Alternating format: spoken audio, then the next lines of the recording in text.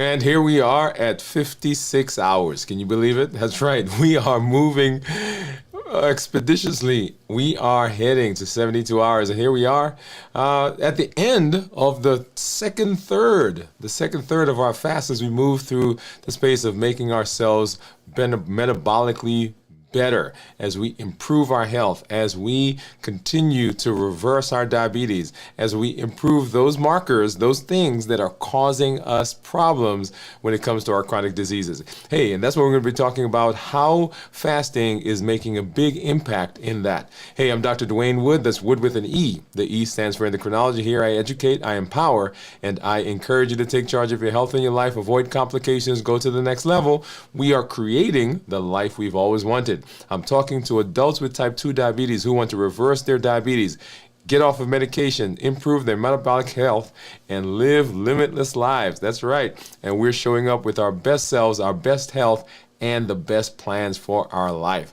Welcome to you, whatever platform you're joining us from, whether that is LinkedIn or Twitch or Facebook, or of course here on YouTube. And for those of you who are joining us because you saw our content somewhere else on some other platform, welcome to you as we move through this space, and just so excited to be here with you. We've got some good things that we're going to be talking about. I've got my monitors off to the side that we're going to take a look at here. Got my Keto Mojo and my Contour, and then of course right down below me, that is my Dexcom Clarity Report, so we can see what's been going on with my blood sugars over the last little while.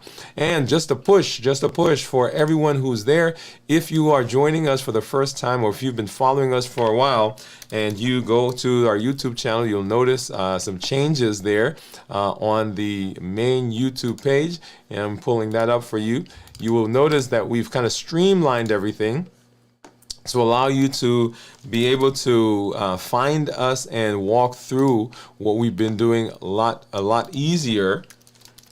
So when you go to the website now, when you go to the YouTube channel, you will see a couple of playlists that will show up. And these are with the intention of helping you to figure out where to go, what to do a little bit more simply. And so when you go to our YouTube channel now, you'll notice two playlists, right? Two playlists. One is called Start Here, and it says Reverse. Let me do this. All right, so start here, and it says Reverse Diabetes and Reclaim Your Health with Dr. Dwain Woode. And this is the list of videos that we've curated, that we've put together, that says, okay, if you are interested in jumping in and seeing how to walk through this process, this is the list you want to start with. This is the playlist you want to start with. That helps you to walk through the process that we've been on, or that journey that we've been on. And then if you're joining us for this week, you've been away, or even if you've been with us and you say, okay, let me remember, what are we doing this week? That is this week's videos, right? So this week's videos on Limitless Living with Dr. Dwain Woode. And this is a list of all the videos that we've done, that we are doing this week. And so if you're ever not sure where we are, you want to catch up on what's going on this particular week, that's the list of videos that you want to get to. And then of course, up on the top, the very first thing you'll see is the video that's playing right now, or the live that we are in right now. Okay, so once again, this is where we are. That's our live. If you want to jump in and walk through the process, start here. That is what you want to look at. If you are sending anyone to the channel, if you're inviting anybody to come join us, that's where you want them to start, and they just walk through that process, walk through that list. And then if you want to see catch up to where we are this week, that's this week's videos on Limitless Living. And we've created a PDF that you can actually go and download as part of that playlist. In the description for that playlist, and let me go ahead and let me pull that back up. Here we are. All right, so this is the Start Here video, and this is a description of the playlist. And in the description, it walks through each of the different parts of the sets of videos. So start with vision, right? So part 1, understanding what's really going on. Part 2, mastering the tools that actually work. Part 3, and then putting it all together. Part 4, and then there's a free download that you can do, that you can go and get. And actually, why don't I do this really quickly? I'm going to grab that link and I'm going to pop it into the chat. Okay, so we'll do that, and so you can get over there and download that, and it's a free PDF. You go, it'll point you to the website, and you can go ahead and grab that. So let me go ahead and drop that in the comments here really quickly, and this actually helps you walk through the process of getting that PDF, and you follow that along with the start here. Okay, and that's with the intention of getting you in the space where you are all primed and all set to improve your health, and that is a simple process there that you want to make sure that you're getting into. The other thing that's going on the channel, and give me a second, let me pull this up really quickly. Hold on a minute. There we go. And so on our channel, there are a lot of things that are going on, and one of the things that's going on right now is our strength, strategy, and mindset. That is the part of the MOVE campaign. Remember, metabolic optimization via exercise, and we are on day number 79, and this is the space where we are implementing the things that we're learning in terms of our activity. How do we get our bodies ready and get our bodies set to burn calories, to reduce insulin, become more insulin sensitive, so that we decrease the problems that we see with hyperinsulinemia. If you didn't see our show last night, that's a great episode to go back and watch, because we talked about the insulin burden. We'll talk a little bit more about that here tonight as we go through this space. But this is a perfect opportunity for you to get in there and to work with us. We're doing some dumbbell presses. Let me see. Let me get there. So I'm doing some talking right there. We're doing some dumbbell presses, some knee extensions. We're doing some squats, right? We're doing some dead bugs. So all of this is with the idea that you can improve your health. And this series is a part of our MOVE campaign. Remember, metabolic optimization via exercise. When we talk about the Limitless Living Health Action Plan, remember there are several components to the Health Action Plan. Well, it's walking, fasting, strength training, balanced bites, rest and recovery, mental mastery, and of course structure and planning. And you'll see those two there, walking and strength training, are two of the components of that MOVE campaign that we've been on. Okay, all right. So let's go ahead and let's take a look at blood sugars, because that is an important thing that we want to do. And we're going to hop over and take a look at what's been going on with my blood sugars over the last little while. Let's first look at my Freestyle Libre. And right here, you'll see what my blood sugar is right now. It's 61. And if you scroll down here, here's the graph. And that graph shows several things. Number one, you'll see that there is a red kind of squiggly line that's there. That's what my blood sugar has been running. And you'll see that most of the day it's actually been below 70, and 70 is the dashed line that's right above it. In the earlier part of the day, we were right at 70 or a little bit above 70, and then for most of today, we've actually been below 70.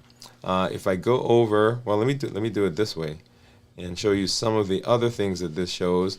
And here is my report tab.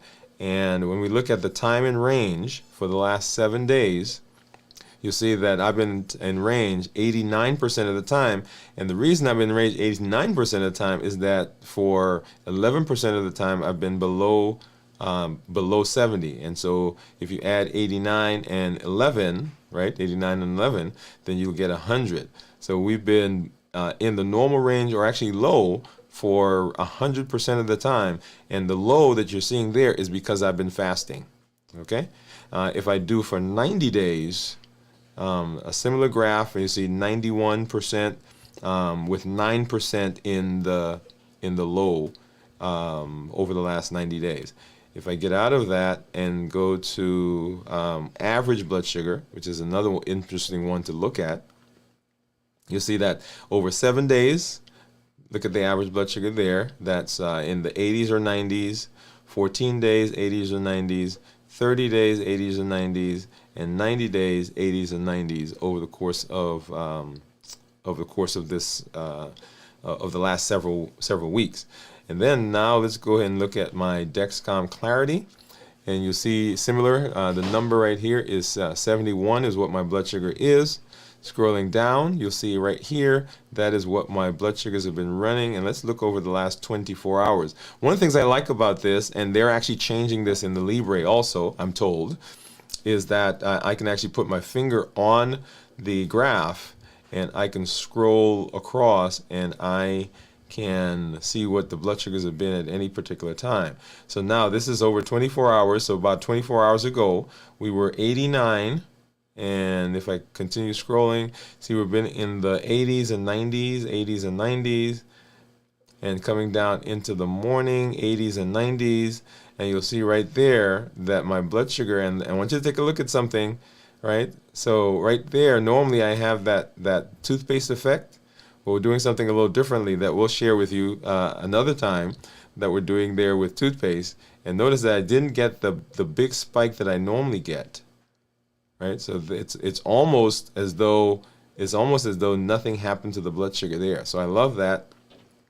And if you continue watching, you'll see 80s and 90s down into the 70s to where we are right now. Okay, all right. So and then let's take a look at this. These guys. So here's my Keto Mojo, and here is my Contour. So what do you think? What do you think at 56 hours now is where we are? What do you think my ketones are going to be? All right, so we're going to check that. Let's go ahead and go to this view and pull out our container. And so I need a brown for ketones, brown for blood sugar. And if I find a blue one, there we go. A blue one for ketones. Here's my strip for the Contour. And then I need a lancet. And let's go ahead and put this one back. Okay, and let's take a look now. Let's get a strip out of here. This is for the Contour. So what do you think my ketones are going to be? Go ahead and pop that into the chat if you have a guess at 56 hours of fasting. 56 hours of fasting. All right, so let's go ahead. I'm going to open this up. And I'm going to open both of these because they tend to give me, at least the ketone one tends to give me some trouble. Get that in and open this one up just so I can have it off to the side. Okay, and that opened okay, I guess, but yeah, there we go. And then here is my Lancet. Go ahead and open that up. And as you know, if you've been following us, you know I don't use the Lansing device. I grab the Lancet. And there it is. And I grab a finger and let's go ahead and ow, ow, ow, ow, ow. That better give me a good number. Oh, good blood flow. All right, there we go. Yeah, that was a pretty brisk one, actually. Get that going. And then get that going. And then I need another drop. And so while that's coming up, let's go ahead and put this back. So 57 is what the Keto Mojo says. 60 is what the Contour says, and you'll see right there, 71 is what the Dexcom says. So let me take this out and replace it with a ketone strip. Okay, and then let's get that drop of blood on before it dries. And I see some people are starting to put some guesses in there to see what it is. So I am guessing. Well, I'm guessing that it's going to be higher. And 1.3. Look at that, 1.3. Let's see. And I do see. I see a 1.2. I see something. Yeah. Okay. Very good. Very good. And then let's go ahead and pop over. I want to pull this into the Keto Mojo app. So let's do that. Let's see if we can pull that in here so we could talk a little bit about ketones and graphs and so forth. All right. Actually, I need to turn that on and then sync. And let's see if that works. So, so I do see some guesses in there. I see a 1.2. I see a 1.1. I see a 0.7. And so here we are. So this is my, and we're looking Actually, where am I? Yeah, over here. Actually, let's do this one. Let's do this view. Okay. So right here, we're looking at that big number. That's 2.4. That's my glucoketo index. Down below, you'll see the glucose is in red, and that's in red because it's low. Right below 70 is considered low, and then the ketones 1.3. So the glucoketo index, the big number, is a ratio of the glucose to the ketones. And you're looking at that and you say, well, that if I divide 57 by 1.3, that doesn't give me 2.4, but it's actually a calculation. So let me go ahead and pull up my calculator, and I got to remember those numbers. 57 and 1.3. Okay, 57, 1.3. Here's my calculator. And so 57, I've got to convert that to international units, so I divide that by 18, and that gives me that 3.1, and then if I divide that by 1.3, now I get that 2.4, which is what this guy is showing us. Okay, so 2.4. So when we're in the fasting space, we want the glucoketo index, this guy, to be as low as possible. We want blood sugars to be as low as possible, and we want ketones to be as high as possible. So when we talk about ketones, remember that ketones that are less than 0.5 are considered normal, 0.5 to 1.5 considered nutritional ketosis, and then above 1.5 is considered therapeutic ketosis. So whenever we're fasting, whenever we're in a ketogenic diet, whenever we are doing a fasting mimicking diet, any of those things, we want the ketones to be 0.5 or higher. So for some of you, I've had people ask me, well, oh, my ketones are 0.7 and I want them to be higher. Remember, as long as you are in above, as long as you're 0.5 or higher, then your body is burning fat. Now, let's talk through this process a little bit. And actually, let's do this. Let's see if I can get here. Hold on a minute. Let me go over because I want to take a look at the graphs. So let's say hide that. Okay, there we go. And let's take a look at the graph. And so here we are. Actually, let's go back a little bit. There we go. And then move forward. All right. So you'll notice that when my blood sugars are higher, and this line right here is blood sugar, it was 102, and my ketones at that time they were 0.3. But as the blood sugar went from 102 down to what it is now, which is 77. Actually, that's not the right one. So let's see, where are we?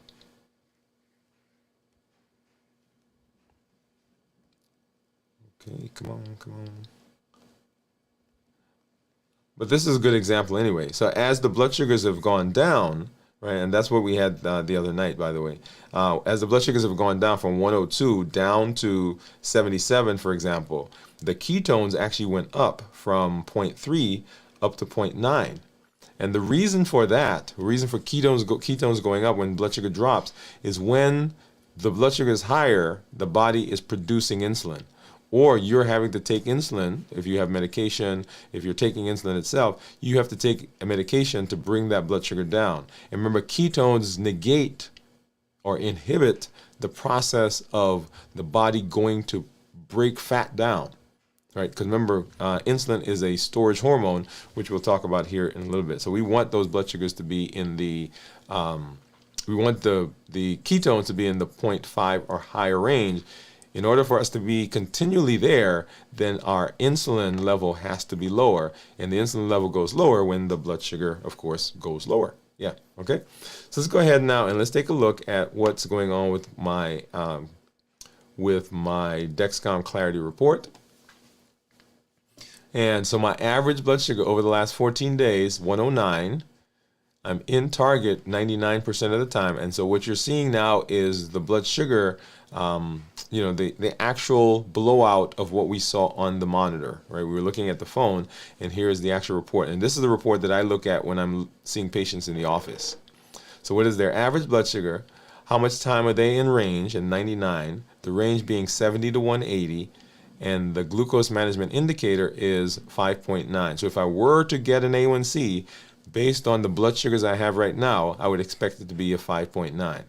if I change to the 90-day view, right, and let's pull that up. So you see over 90 days, my average has been 117 with a glucose management indicator of 6.1, and I'm in target 99% of the time, with that target still being 70 to 180. And now let's go over and let's take a look at the daily graphs, and this now gives me what's been going on with my blood sugar minute by minute. And as you know, the Dexcom checks blood sugars every 5 minutes, and the Libre does it every 1 minute, right? So every minute you're getting a number. And so let's take a look at this. So over the course of the, let me get rid of this thing. Over the course of the day, you see right now we're in the 70s. We popped up there into the 80s, and we're kind of straddling that 70 line. See that? So it's right above that. And then earlier in the day, we were in the 80s and 90s. 80s and 90s for most of today. And if I go back to yesterday, let's see, where are we? Go back to yesterday. All right, there we go. Go back to yesterday. See, we are in the 80s and 90s, and right here, yesterday, we would have been at 24 hours, right? So right in here, so 70, so 80s and 90s, and then going further into the day, notice that we were 100s earlier in the day, low 100s, moving into the next day or the previous day, and so here we are in the first day of fasting, and right about here is where we started the fast. So we ate our last meal, and let's start from here going forward now. So we've gone backwards. Let's start from here. Last meal was eaten right about here, and let's take a look at those blood sugars. And so we're tracing those blood sugars going forward now. And if you didn't see the episode where we ate the meal, you want to go back and watch that so you see exactly what I ate as my last meal coming into the fast. And so right here is where my blood sugars were at the time. And then let's see what happens to my blood sugar as I move forward. And you see we got a 118 there. So it started out at 109, 118, 114, 115, 119. Did I see that? Yeah, 119. And then it started dropping into the low 1 teens, and then into the 90s, into the rest of the evening.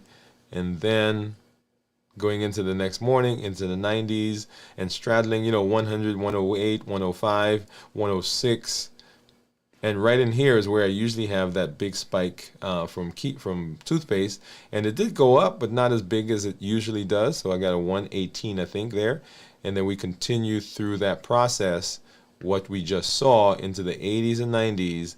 And then, of course, coming into today, notice that we started out in the 80s and 90s, and then we came close to 70s, and so we've been straddling that 70 line for the last, I don't know, last 9 to 10 hours? Okay, and that is what we're looking for when we're talking about the meal that we're eating coming into the fast. That's what we're looking for. We're looking for those numbers, not to give us big spikes. We're looking for those numbers to kind of remain relatively stable as we're moving through the fasting space. And that gives us the best possibility that if that's the case, right, and those numbers continue to go down, when the body is finished using, and that's why I get excited, when the body has used up all the sugar, so the blood sugar drops, like you're saying here, blood sugars in the 70s and 80s, and actually in my case, where it's down into the 60s according to my monitor. When that blood sugar spikes back up, like if this blood sugar goes up above 70 or even to the 80s or 90s, the question that we have to ask is, where did that sugar come from? And that sugar has to have come from my body converting fat into sugar. Particularly if I have ketones, right? So my ketones are high. That means my body's burning fat. So that's an indication there. And then my blood sugar is low. So the only other place that it could get sugar from is converting some of those fat cells into glucose. All right, so let's go ahead and let's say hello to our community members. I see some of you out there, so let's say hi really quickly. And so we see Kenti Fried, she said, wow, good for you. I am from New Zealand. Let me go back up. I missed a couple. Oh, there we go. So Smile. Gion says, hi, Doctor. Hi, LLG. Gion says, hi, Kenti. And Kenti says, hello, I'm not alone. LOL. Gian says, yes, we are together. Gian said, I'm from South Korea. A woman who has one daughter. Okay, awesome. Kenti says, wow, for you, I am from New Zealand, East Aussie. Whoa, whoa, whoa. We were born in the mid-90s. Bowie says, hi, everyone. And, of course, we got that link there for you to go and download the PDF that gives you the playlist. I keep saying the playlist. And then Cornelia says, hello, everybody. Steve says hello. Let's see. And Steve says hello, my friend. Cornelia says 1.2. So Cornelia, you were pretty close. 1.3 is what we had. Steve said 1.1. Kenti said it was 0.75. Gion says hi, Cornelia. And then Steve saying my GKI is 4, a little higher than I like. Yeah. So we want that keto GKI to be lower. So as low as possible, ketones as high as possible, and blood sugars, I don't want to say as low as possible. Blood sugar is low, right? Because that means that our body is using carbs or using fat to create sugar and to keep our body running. Okay. All right. So let's go ahead and let's hop into our discussion for tonight. As we continue working on getting our body healthy. So let's go ahead and let's do that right now.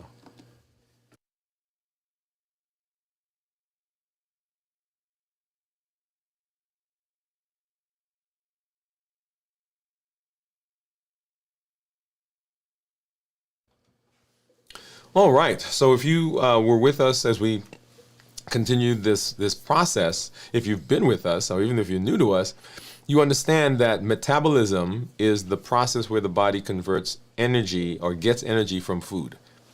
And one of the phrases that I love that I actually didn't used to like this, but I'm now embracing it because it really does set the tone for a lot of what we talk about in this space and how the body works. And that is this idea of food as medicine. Yeah, food as medicine. And when we talk about metabolism, that really is where that comes from. It is the fact that dysfunctional metabolism has to do with that conversion of food to energy. And anywhere along that pathway, when there is an issue, then we have derailment, if you will, and we have misalignment of the different things that the body does, and that sets us up for downstream issues. The main culprit in that entire process is one of the hormones that we talk about, we hear about, and we've kind of almost demonized it, and that is insulin. Insulin is a hormone in the body that has a functional role. It has a good role, and that is to help us regulate blood sugar. But when insulin goes awry, when it becomes hyper, when it becomes too much, when our body has to produce too much to keep our blood sugars down, then the insulin becomes an issue. And it's your body's store or burn switch. Is the thing that says, hey, it's kind of like a guard that's standing at the door. And when food comes in, it says, okay, you go that way to store, or you go that way to burn, right? So it is the store or burn switch. The primary role, though, of insulin is to help us manage glucose, help us manage blood sugar, and help it keep normal blood sugar in the bloodstream.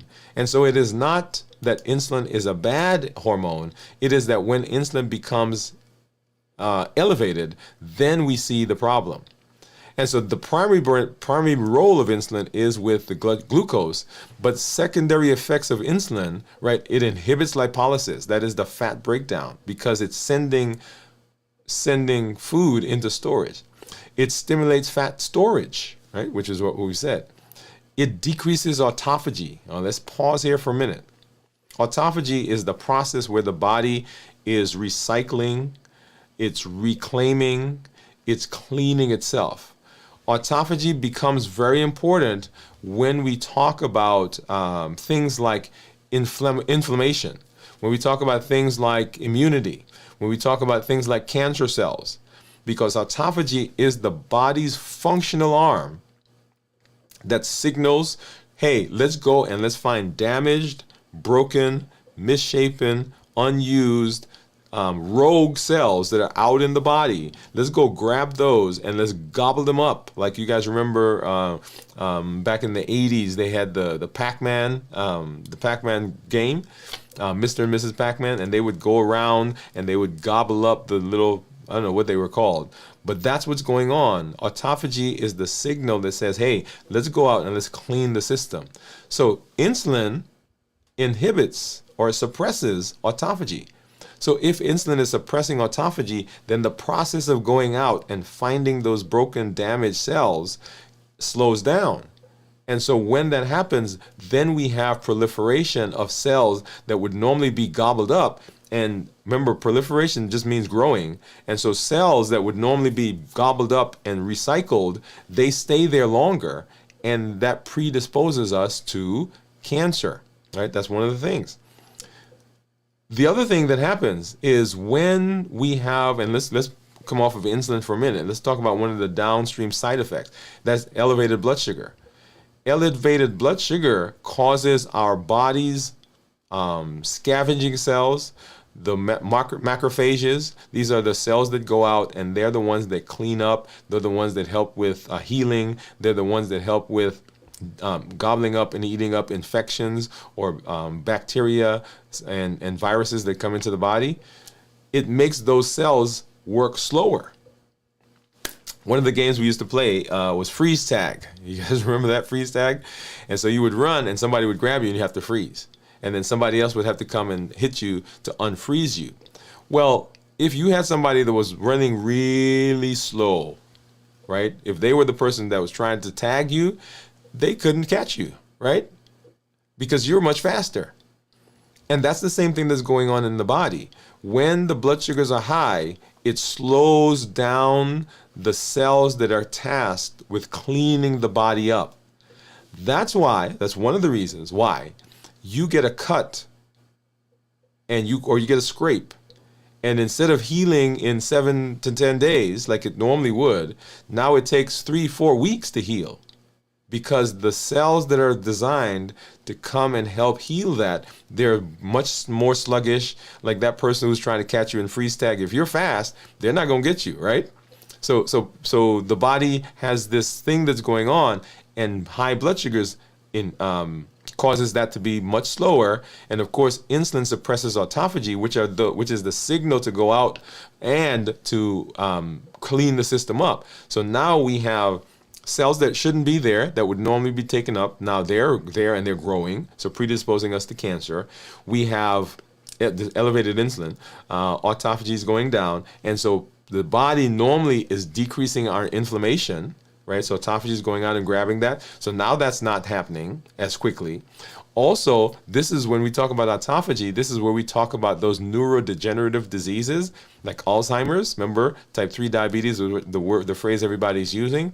Well, if that process is inhibited, then those neurofibrillary tangles, which we've discovered that cause problems in Alzheimer's disease, then those things don't get eaten up as much, and so they last longer. We have the increased insulin, increased sugar on those synapses and those brain cells, and now we predispose people to Alzheimer's disease, to dementia, right? So all that's happening with this hyperinsulinemia. Insulin also promotes sodium retention. So the higher your insulin, right, the more salt you retain, and what follows salt? Water follows salt. So now we get increased swelling. Right? So some people will say, wait a minute, I was fine until I started insulin, or until I put on, or got started on medication to improve that or improve my blood sugar. Or, man, I'm not on any medication, I'm not taking an insulin, but it looks like I'm starting to swell more. Why? Because the insulin in your body has gone up.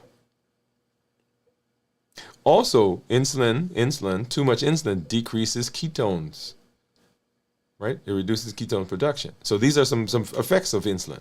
And insulin alters hormones, right? It lowers testosterone. It impacts estrogen metabolism.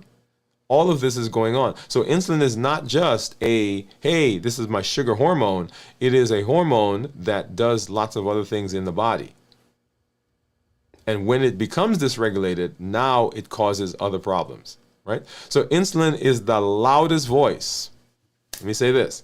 Of all the hormones that possibly impact your metabolism, and there are several, by the way. So cortisol, epinephrine, ghrelin, leptin, all of those are hormones that work in the metabolic pathway. But the loudest hormone, by far, is insulin. It is a metabolic, it's kind of like being in the choir, and everybody's supposed to be singing, but there's that one person whose voice is like louder than it. That's insulin right there. And when it's high, everything else sounds like a whisper. Like, okay, and it's funny when I sang, and we sang in choir at school, and all through elementary school and high school. When we sang, right, the teacher would come by and say, he's like, okay, you just sing, but I want you to lower your volume just a little bit, right? Now let the other tenors, let the other baritones, let the other basses, let their voice come up and match you. So when you're singing, hey, you got to listen to everybody else. Anyway, that's a whole nother conversation, right? So when insulin's high, everything else whispers. So how much insulin does your body actually make? And I commented about this recently. You don't just need insulin to survive. You need more of it when your system becomes dysregulated. And the average person makes between 25 to 30 units of insulin per day, up to maybe 50, but 25 to 30 is on average. But when you become insulin resistant, then if I were to measure your insulin in your body, your insulin level is much, much higher than that. And one of the points that I've started making recently when I talk to people about insulin and blood sugar is this concept of prediabetes. Okay, let's walk through this a minute. So prediabetes is defined as blood sugars that are higher than normal, but not high enough to be considered diabetic. So let's talk about that group, because there are three groups actually. There are people that are normal, that are not pre-diabetic, people that are pre-diabetic, and then people that we now consider diabetics. Okay? So diabetes, we've already kind of talked about that. We'll come back to that in just a sec. But let's talk about the pre-diabetic group. So you go to your doctor and the doctor says, hey, you're pre-diabetic. And in many people's minds, when they hear the phrase pre-diabetic, they actually breathe a sigh of relief. I'm not normal, but they say I'm not diabetic, so I'm good.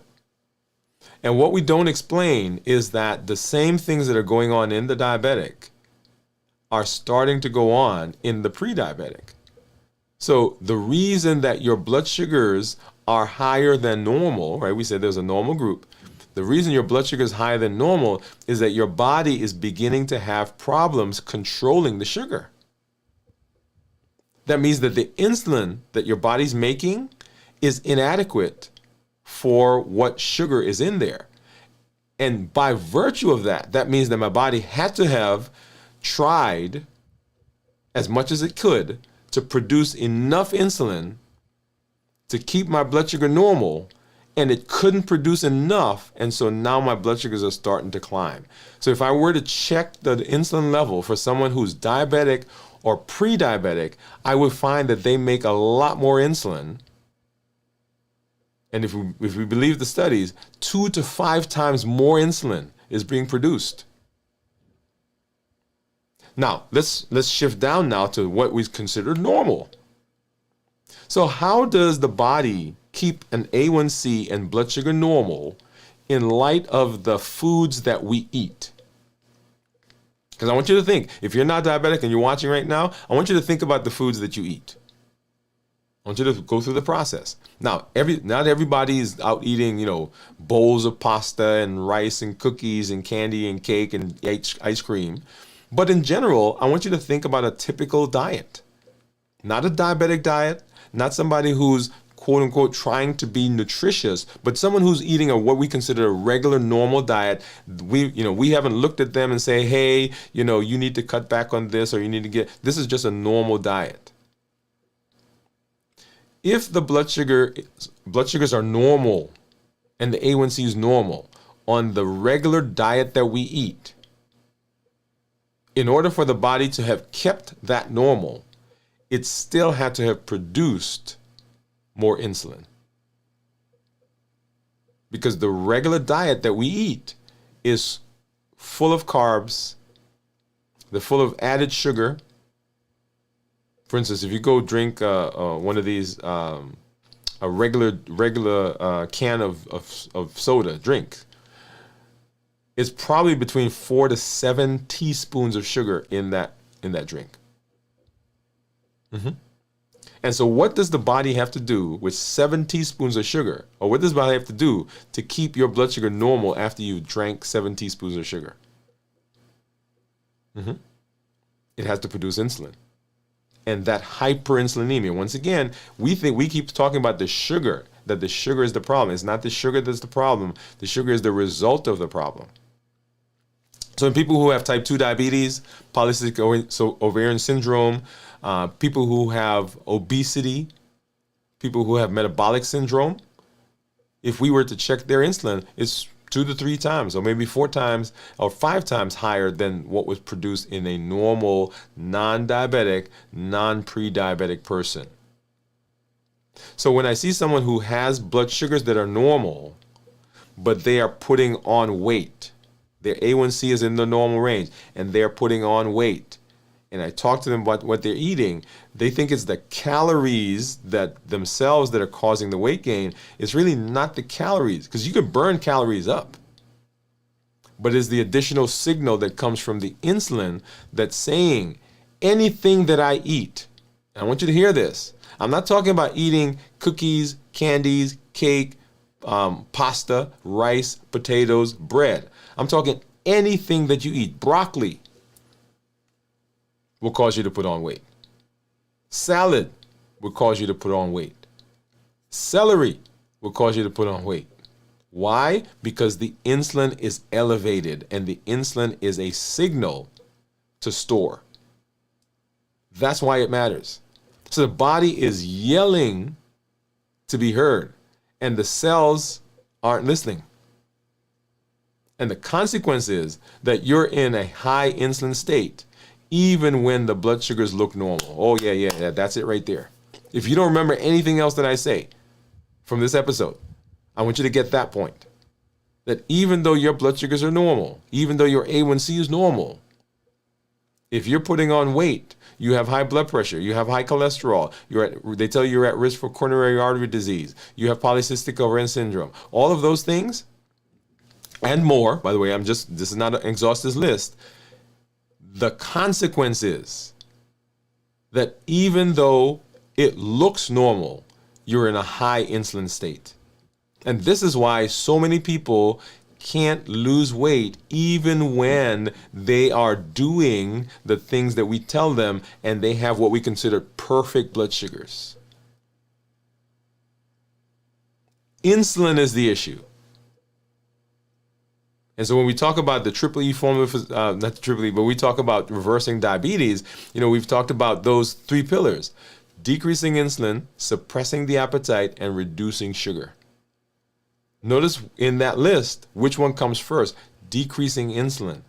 The other 2 are supporting the decreasing insulin, because if you're not eating, you're suppressing sugar, right? Reducing sugar. If you reduce sugar, you don't have to have that much insulin. If I suppress the appetite, then I don't eat. And if I don't eat, or I don't eat those things, then my insulin goes down as well. So what's going on at 56 hours, right? What's going on at 56 hours with insulin? Well, insulin secretion is minimal. And so when you look at blood sugars, that are in the 65, like for instance, my blood sugar right now is 65. That's below normal.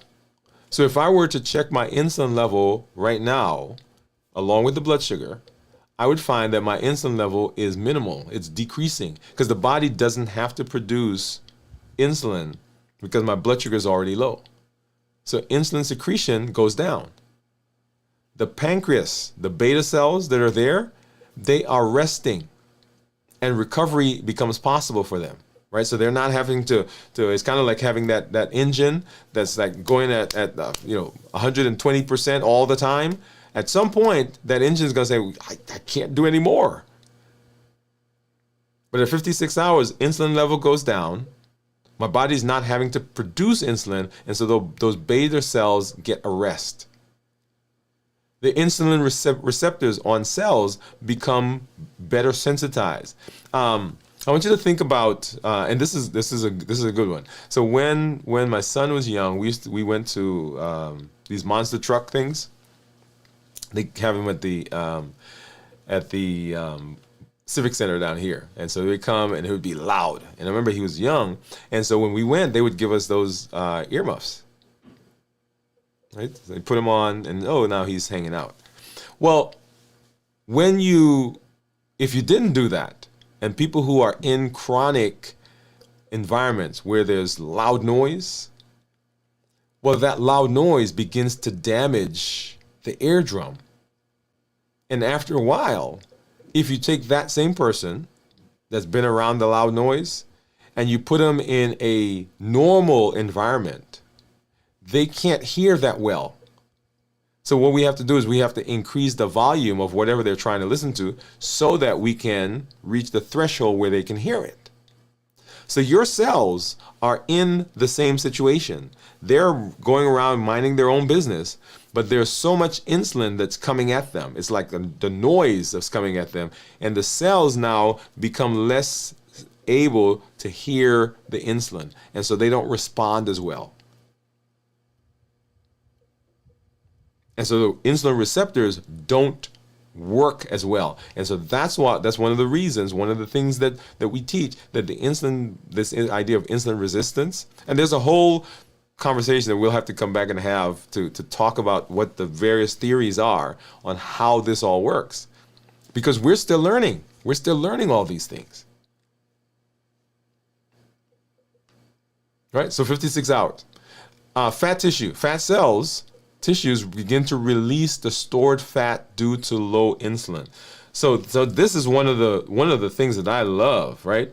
And you guys, if you've been watching, if you've been following, all right, so here's this graph, and I love showing this graph because this graph is an indication of the benefit that we see as we walk through the process of fasting. And so here is 260 pounds, right? 260 pounds. This is my graph, by the way. All right, 260 pounds. And as I move through the fasting space, I want you to watch. And so here we are, 186. Now this graph doesn't have my highest weight, which was 287. And so we're right now a little bit lower than 100, a little over 100 pounds of weight loss. The benefit of fasting, I want you to hear this. The side effect of fasting, the ancillary part of fasting is that metabolism improves in all areas of our body. So here's an example of the fat stores being gobbled up and seeing that change in blood sugars, seeing the change in weight. That's a side effect of improving your metabolism. And I want you to get that. Now, there are lots of things that we say that we want. So some of you are watching, you want to lose weight. Some of you are watching, you want to improve your blood sugar. Some of you are watching, you want to improve your cholesterol. Who are watching, you want to improve your blood pressure. You want to improve your polycystic ovarian syndrome. Your doctor's told you that you have fatty liver. Somebody's told you have a high risk for heart disease. Somebody said that, hey, if you fast, that improves your memory. Or if you fast, it improves your neuropathy. So all of those are reasons why we fast. But I want you to understand that when you fast, along all of those pathways, things get better. So it's not just one thing. So when I say I am fasting because I want to improve my blood sugar, that is great. And that does happen. But the other things that happen are the other things that we just talked about. So adipose tissue or fat cells begin to get broken down due to the low insulin, because as long as insulin is high, those fat cells are not going anywhere. Growth hormone and adiponectin levels increase. Both of these enhance your insulin suppression because growth hormone helps to build muscles, and metabolically active muscles release what are called GLUT4 transporters. It's like those muscles open up channels and they suck sugar in. So my blood sugar goes down without the use of insulin. So my body doesn't have to produce insulin. That's one of the most fundamental things that we have to understand and begin teaching, that when we exercise, we're not just talking about exercising because now we want you to exercise for your heart and all the other things, right? But when I talk to people about exercising, I'm talking to them about doing something that immediately begins lowering your insulin levels. Because when you exercise, your body has to get energy, and the energy that it gets is coming from the bloodstream. And when you're exercising, when you're doing strength training, when you're walking, those muscles are sucking up sugar without having to use insulin. And if I'm not having to use insulin, then my body doesn't have to produce that much insulin. And that insulin I'm making can go to be burning something else because I don't have to use it over here. It's kind of like at your house, right? Say you have, your budget, your monthly budget is $1,000. I'm picking 1,000, just a random number. So your monthly budget is $1,000. Well, let me say that's how much you have. Not your budget's more than that. You have $1,000 and your budget is $1,500, and you're like, oh my goodness, I need to get more money to cover the things I have. But all of a sudden, somebody comes and says, hey, here is $500 that I'm going to give you for free. That's the muscles sucking up sugar. Then all of a sudden, the $1,000 that you have is enough. You get that? You get the analogy? So what the GLUT4 transporters do in the muscles is that they make the amount of insulin that we use, that we have in our body, adequate for where my blood sugars are. And that's the beauty of exercising. And that's the beauty of fasting. So at 56 hours, you are more insulin sensitive than you've been in months when you do 56 hours of fasting. All of a sudden, our body is able to do for us what we needed to do. When we think about some people, they say, man, my blood sugar, like people come to the office and I say, well, how long has your blood sugar been 200s? They say, man, this has been, I don't think I've ever had it down in the 100s. And I'm talking years. If you look at all the studies, they say that when someone is finally diagnosed with diabetes, their blood sugars have been, or your body has been struggling to control those blood sugars for up to 10 years sometimes.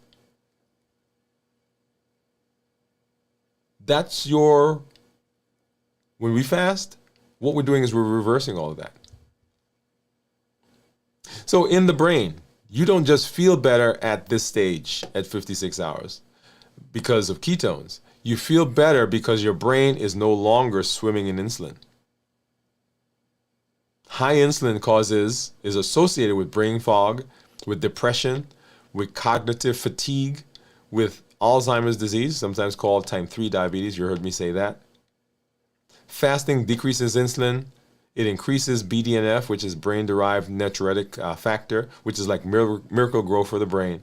It improves mitochondrial efficiency. Those are the batteries in your body. It reduces the reactive oxygen species. These are in your body. When your body has to, forms what's called free radicals, right? So the free radicals are in the body. They come from oxygen, and they're being, it's kind of like little dynamite explosions that are going on in the body. And when because they do a good job of doing what they're supposed to do, but what they do is they also damage other things. And when the body becomes more efficient, it suppresses the amount of those damaging things that are going on. They're called reactive oxygen species. Yeah. This is all going on. 56 hours? Oh yeah. I love 56 hours. Fasting? Oh yeah, I love fasting because this stuff that we're talking about, oh yeah, this is what's going on. This is where the body is. This is what it's doing. And it is designed. And here's a good thing. Your body is so resilient that if we give it what it needs, if we provide it the space that it needs, the body is heading. It always wants to get back to what we call homeostasis. And homeostasis is a word that means same. The body is trying to move back to same, meaning it's trying to move back to normal. It doesn't like to be outnumbered. It doesn't like to have the insulin levels high. It doesn't like to have blood sugars that are high.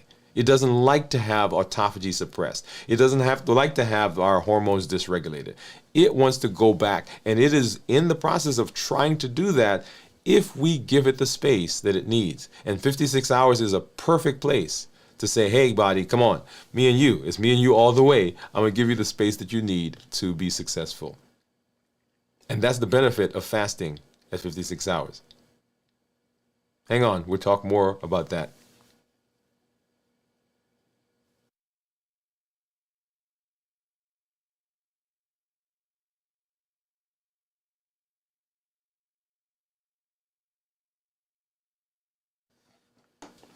So we are moving into our 72-hour fast for this week, and I just wanted to do a quick shout out to one of our community members that's out there who posted in our group some amazing results that she had as she visited her healthcare provider today. So Cornelia, congratulations on all the things that you posted in the community area. So it's incredible to see what's going on. Incredible to hear the stories of successes that people are having with weight loss, improved blood sugars, improved A1C, improved blood pressure. And what I love about this, and I've shared this story with you, when I go to my healthcare provider, one of the things we talk about is what we're talking about right here. Okay? Because one of the questions that I get asked often is, wow, you're doing this? Or the question is usually, what are you doing?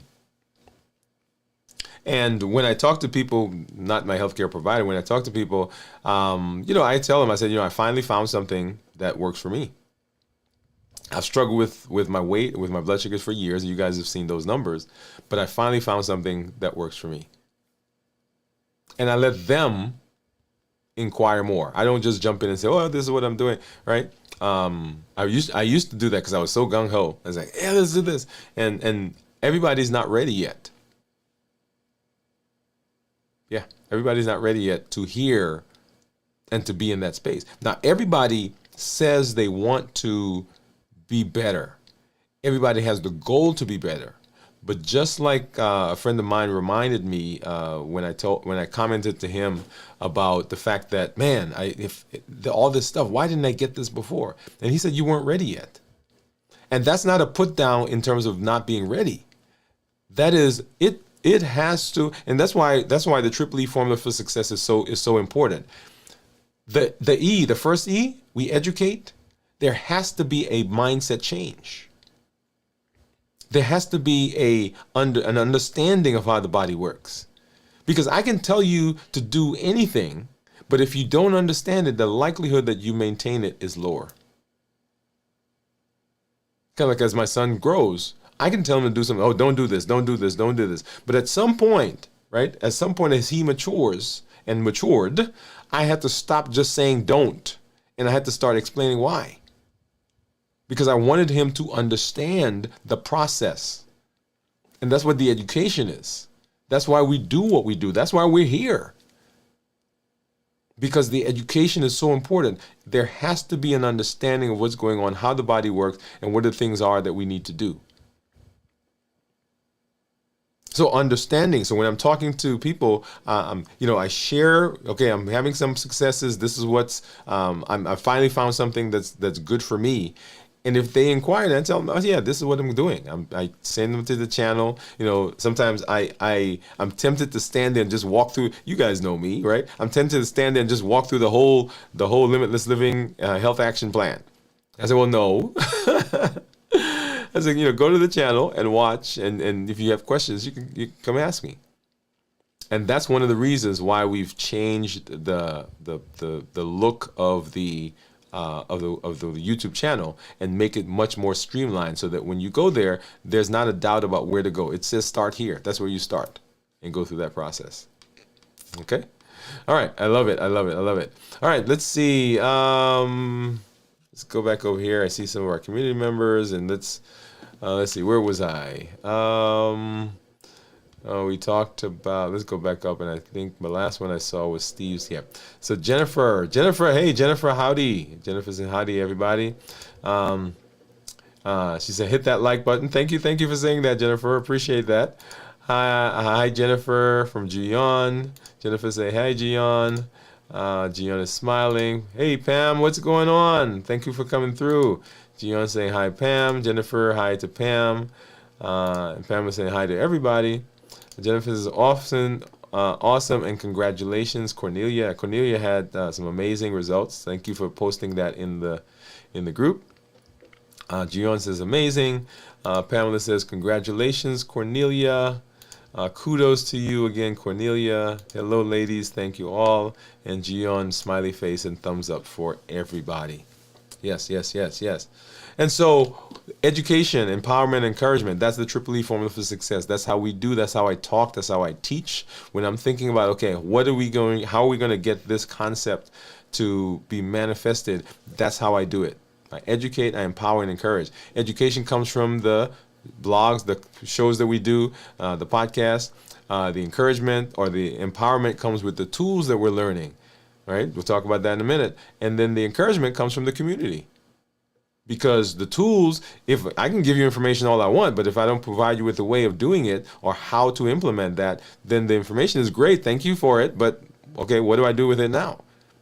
And that's where the tools come in, right? The Limitless Living Health Action Plan, the HEAT model, the COPE model. All of those things are tools that you get to use now to implement the things that we learn in the education.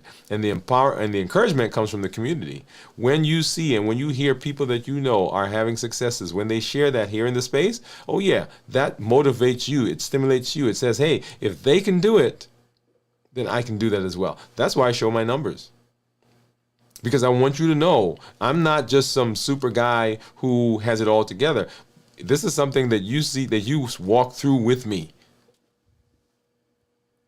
And for example, today I was talking a lot about Cadbury chocolates. Yeah, Cadbury chocolate and Ben & Jerry's ice cream. That's my thing right there. Right? And so, when I go to Walmart, when I go to Publix, when I go to Kroger, I don't walk down that aisle, because if I walk down that aisle, it's gonna be an issue, right? So we're walking through this process together. We're encouraging one another, and so the question then becomes, as you learn all of this, how do we implement that? How do we install that in our lives? And one of the process that we're walking through is not designed to be a one-off. This isn't like, hey, I'm doing this today and I'm doing this tomorrow. I'm going to do this for a couple weeks. What we want is limitless living, which says that I am doing everything that I can, right? I'm doing everything that I can right over here to be successful. It is my living process now. It is the way I am now. It is who I am now. It is no longer just a 30-day, 90-day, 120-day thing. It is me for sure. I have installed a new operating system in my body, and that is where we are heading. And the accelerator program that you will see popping up here in our space on the website. You heard me talking about that. I started talking about it last week, talked about this week. It's coming, so pay attention to this channel, pay attention to the show, and it's designed to take all the things that we've done. It's a container that says, okay, this is now our way of implementing all this stuff that we've been talking about. The start here is a walkthrough of the process. How do we get that now to be permanent in me? And that's what the accelerator is designed to do. So pay attention to that. That's coming. You'll see that that link coming up, so you can get in there and get some more information about it. But I am always excited. I'm always excited when I'm in this space with you. You are an amazing community. Let me say that. You are, and one of the things I love, and if you've not seen our check-ins over during the day, is I love just showing up and seeing the community and seeing what you're doing and hear your stories. Now, you think that your story is not a good story because, I was supposed to be fasting this week and, I only made it to 12 hours and then I ate something, or, man, look at me, I didn't do my exercise this morning. Do you know what that is? That's life. That's real life. And so our goal is not to negate real life. Our goal is not to say, oh, I'm such a bad person because life is going on.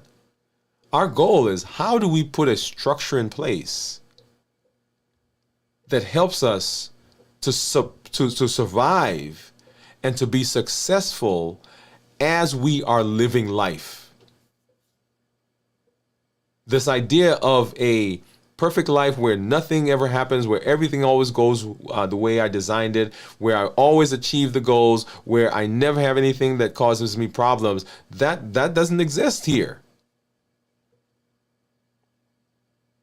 In fact, I was talking to somebody, was it today or yesterday?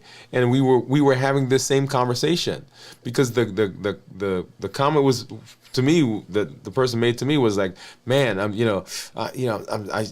wish I was stronger, or I'm such a bad person, or I'm doing this stuff I'm not supposed to do, and I understand why we say that, because we've been conditioned, we've been trained to be in that space in our head.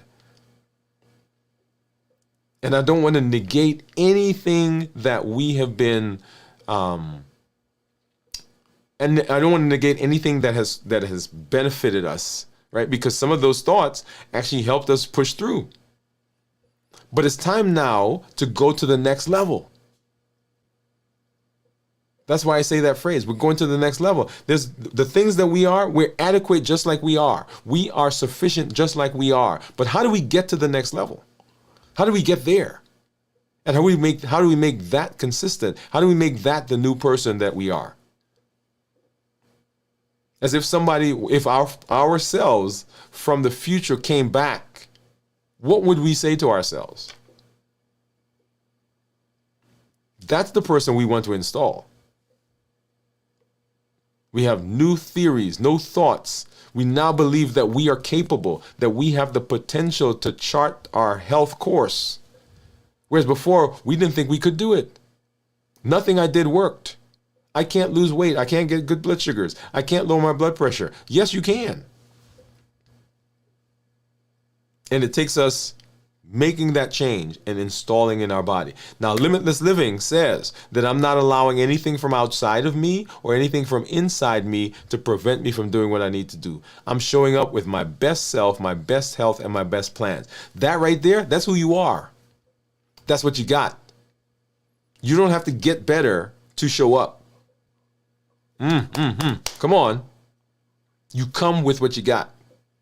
We come with the brokenness. We come with the history that we have. We come with the damage that's happened in our body because of history and the choices that we've made. We come just like we are. Our best selves, our best health, and our best plans. And in this space, we are walking through the process of saying that I can't change what I did in the past. Personally, I'm telling you, for me, I made choices that are having effects on my body right now. I can't change that. But what I can do is, from this moment forward, I can say, I'm not letting it go down like that anymore. I'm taking charge of my health. I'm not relying on anybody else to make those decisions for me. And it takes us putting a structure in place that keeps us accountable, that keeps us motivated, that keeps us educated, and keeps us empowered. And that's the space that you found yourself. So when you show up, I want you to get involved. It's called the Health Action Plan. It's called the accelerator when it comes. That means that we're moving. It requires your input. In the community grows and gets better because of you. When you tell your story, when you tell the challenges you're having, in addition to the successes, because we don't just want to hear the successes. Those are great. But help me on Monday morning when I got Cadbury in the refrigerator. Tell me how you overcame that. Right, that's what I really need to know. I don't need to know, okay, with the success that you had when you didn't eat. I was like, okay, well, right now I'm going to be eating this Cadbury, and I'm going to eat 5 of them, not just one. I'm eating 5. I just went to the grocery store and I bought 10. How do I deal with the thing that's causing me to buffer? Help me with that. Right? Because we want to tell the good part. We want to tell the success, and that's great because it motivates us. But also give me the tools to help me when I'm in the space where I am not really sure if I'm going to be able to get out this. And then share this with somebody, because limitless living is not just about me. It's about improving my community. Send somebody to the channel. Come with them. Bring them on the show. If you're out there, you want to know how to start, come to the show. Be here. Be in the community. And we will continue working and continue walking through the process together. So I love being here, love being with you. Thank you for being here. Thank you for joining us, wherever platform you're joining us from. LinkedIn, Twitch, LinkedIn, Twitch, Facebook, YouTube. Right now, Instagram is having an issue, so as soon as they get that fixed, then we'll be back on there. And whatever platform else, what other platforms we may see in the future. If you're joining us because you saw our content at your church or your community center or your doctor's office, thank you for joining us and being here in the space with us. Welcome to you. And let's go ahead and let's do this all together. We'll have our fasting check-in tomorrow as we walk through the process of fasting, how to prepare for the fast, how to get through the fast and what goes on in the body, and then of course how to break the fast. And come on back, you get to see what I eat as my very first meal after 72 hours, right? You want to see that. On Saturday at 9 p.m. we have a video from the vault, and then on Sunday morning at 6 a.m. we have This Week in Review, and then on Monday we'll be right back here for Dwain Woode MD Live as we continue the path of reclaiming our health and making our metabolism right again. Go to the channel. Look through the playlist. Start here, walk through that, and if you're trying to figure out what are we doing this week, go ahead and look at the playlist that's called This Week's Videos. Thank you for being here. Thank you for hanging out with us. We will see you in the community. We'll see you tomorrow for our check-in. Have a great night, everybody. For those who are in the community, we'll have our link up here in just a minute, so that will come out. Look forward to seeing you there after the show.